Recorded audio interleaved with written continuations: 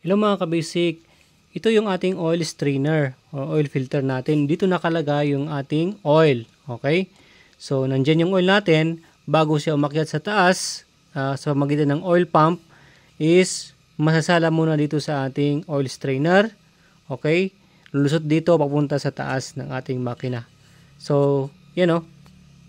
Pakita ko sa inyo lang yung ating oil strainer. Yan mismo yun, yung hinuhugot natin sa likod. Okay? Kita ko sa inyo ito. Yan.